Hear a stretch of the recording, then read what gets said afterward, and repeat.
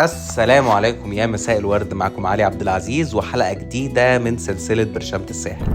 النهاردة هنتكلم عن مشروع تلال سول لشركة PRE ومالكها مجموعة بايونيرز للاستثمار.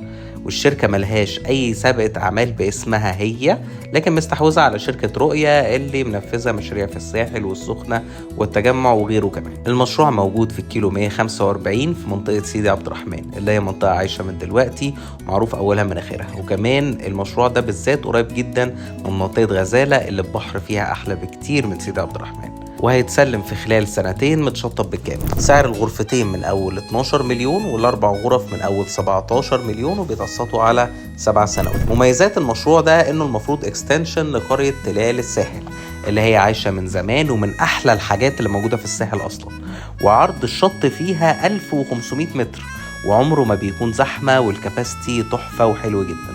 قرية راقية جدا، غير إنها تعتبر استلام قريب كمان المشروع ده بالذات، وكمان في منطقة فيها من أحلى البحور اللي في الساحل، يمكن ثالث أفضل شط في الساحل لأنها قريبة من غزالة اللي اتفقنا طبعا إنها من أحلى الشطوط في الساحل. كمان كونك هتستلم قريب والإيجارات هناك بتوصل ل 14,000 ساعات في الليلة للغرفتين، يعني هتكون عائد ممتاز، غير إنها كلها أرضي وأول وفيلات.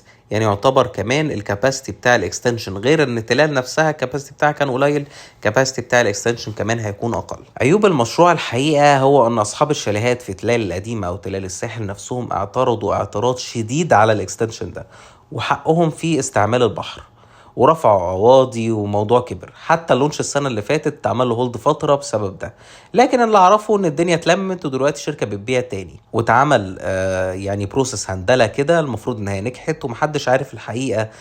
بس الشركه نفسها اللي هي شركه PRE شركه كبيره قوي معاها فلوس بطريقه مرعبه على انها ما تعرفش تحل مشكله زي دي مع الملاك السابقين. المشكله الثانيه ان شركه PRE نفسها باين عليها التاخير في اول مشاريعها، فتوقع تاخير مش اقل من سنه عن الميعاد اللي هيقولوا عليه. دي شركه استثمار، وبالنسبه لهم الكاش او الليكويد ماني تأخير دفعه وهو ربح ليهم، وتوفير كاش ممكن نستعمله في استثمارات أخرى. عشان كل ده أنا هدي المشروع ده 76%، وفعلا أنصح بيه حتى لو موجود المشاكل دي، لأنها بنسبة كبيرة جدا جدا هتتحل، ولو ما كانتش موجودة خالص كان خد سكور أعلى بكتير. أنا علي عبد العزيز، وهعمل لايك وسبسكرايب عشان يوصل لك كل جديد في أهم سلسلة هتفيدك الصيف ده.